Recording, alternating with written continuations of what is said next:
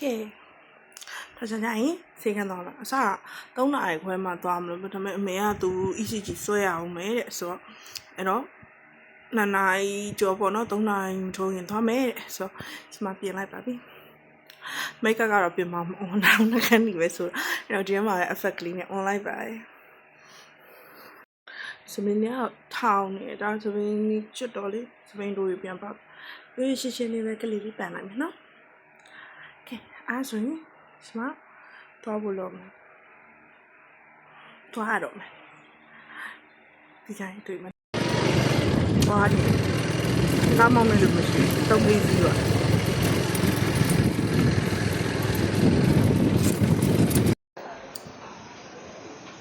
ဒီတိုက်တော့သူမြပြက်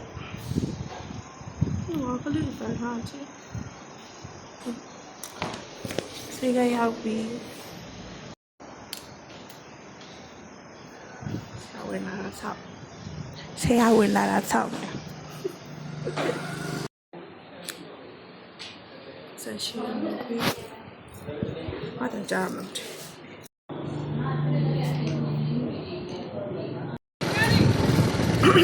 စိတ်ကပြလို့ရတယ်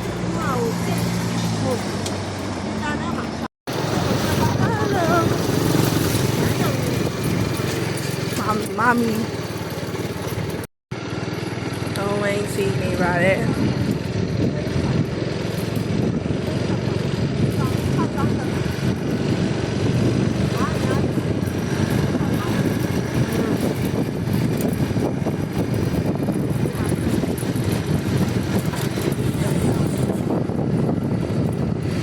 လိုက်လေးချက်စတာ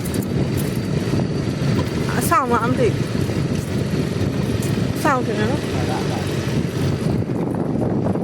လာတယ်အဲ့ဒီလောက်တာမင်းအဲ့လိုမျိုးလေးလောက်ပါလားဆောင်ဟိုအိမ်ဟိုဟိုလေးလာ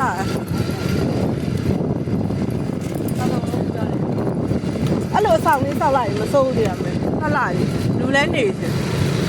ဟိုလေးချက်စရာ